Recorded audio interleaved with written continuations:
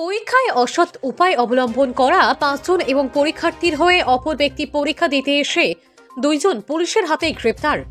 জানা গেছে রবিবার ছিল ত্রিপুরা বিশ্ববিদ্যালয়ে এলডিসি এবং এমটিএস পরীক্ষা ছিল ত্রিপুরার বিশ্ববিদ্যালয়ের হল কক্ষে।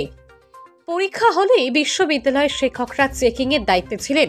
পরীক্ষা চলাকালীন সময়ে যখন শিক্ষকরা পরীক্ষার্থীদের চেকিং করছিল তখন বেশ কয়েকজন পরীক্ষার্থী অসৎ উপায় অবলম্বনের সময় হাতে নাতে ধরা পড়ে। তাদের মধ্যে পশ্চিমবঙ্গের মৃন্ময় বিশ্বাস, লিটন বিশ্বাস, মিঠুন মণ্ডল, হরিয়ানার রাজবীর সিং এবং রাহুল কুমারকে শিক্ষকরা দেখতে পান।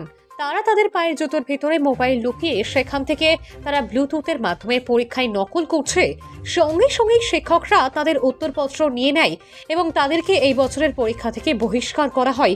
এদিন পরীক্ষা হলে শিক্ষকরা চেকিং করতে গেলে আরও দেখতে পান রেজিস্ট্রেশনে লিপিবদ্ধ থাকা 2 জন পরীক্ষার্থীর সাথে কোনোভাবেই মিল নেই পরীক্ষা দিতে আসা 2 পরীক্ষার্থীর। সঙ্গে সঙ্গেই বিহারের পঙ্কজ কুমার এবং রাজস্থানের রামবীর মিনাকে শিক্ষকরা জিজ্ঞাসা করলে তারা স্বীকার করে যে সে অন্য পরীক্ষার্থীর হয়ে পরীক্ষা দিতে এসেছে। পরে রবিবার রাতে পরীক্ষায় অসৎ উপায় অবলম্বন করা 5 জন এবং অন্যজনের হয়ে পরীক্ষা দিতে আসা 2 জনকে ত্রিপুরা বিশ্ববিদ্যালয় কর্তৃপক্ষ আমতলী থানার পুলিশের হাতে তুলে দেয় এবং তাদের বিরুদ্ধে ত্রিপুরা বিশ্ববিদ্যালয়ের পক্ষ থেকে আমতলী থানায় লিখিত আকারে একটি মামলা দায়ের করে। আমতলী থানার পুলিশ রবিবার রাতেই অভিযুক্তদের বিরুদ্ধে একাধিক ধারায় মামলা নথিভুক্ত করে অভিযুক্তদের জোর জিজ্ঞাসাবাদ চালাচ্ছে। সোমবার বিকালে অভিযুক্তদের পুলিশ রিমান্ডে আদালতে প্রেরণ করে পুলিশ। সোমবার বিকালে সাংবাদিকদের মুখোমুখি হয়ে আমতলী থানার ওসি হিমাদ্রি সরকার বিস্তারিত তথ্য জানান। তবে ত্রিপুরা বিশ্ববিদ্যালয় কর্তৃপক্ষ এবং পরীক্ষার্থীদের ধারণা ত্রিপুরা বিশ্ববিদ্যালয়ের পরীক্ষা হলে এই ধরনের ঘটনায় কোনো এক চক্রের মদত রয়েছে। তবে সবাই ধারণা করছে আমতলী থানার পুলিশের তদন্তে এই চক্রের মূল মাস্টারমাইন্ডকে জালে তুলতে পারবে। দেখুন, গতকালকে ইউনিভার্সিটিতে 2টা কম্পিটিটিভ এক্সাম ছিল, একটা ছিল এলডিসি এবং আরেকটা এমডিএস।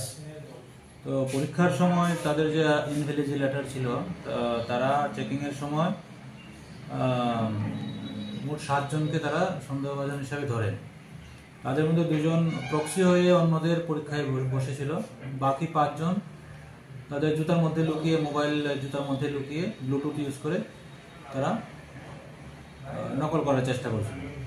তো ইউনিভার্সিটি কর্তৃপক্ষ তাদের সবাইকেই ক্যান্ডিডেচার বাতিল করে এবং তারা একটা কমপ্লেন সহ তারা আমাদের কাছে তুলে দেয়। তো সেই ব্যাপারে তাদের বিরুদ্ধে আমরা একটা স্পেসিফিক কেস রেজিস্টার করেছি এবং ইনভেস্টিগেশন চলছে। তাদের কাছে কোর্টে প্রেরণ করা হবে। প্রাথমিক জিজ্ঞাসাবাদে কি জানতে পেরেছেন স্যার? সেটা আমরা ইনভেস্টিগেশনের পরেই বলবো। তাদেরকে কি স্যার আজকেই গ্রেপ্তার করা হয়েছে? তাদেরকে কালকে রাত্রিবেলায় গ্রেপ্তার করা হয়েছে। যারা গ্রেপ্তার হয়েছে মানে তারা কি পরীক্ষার্থী ছিল না?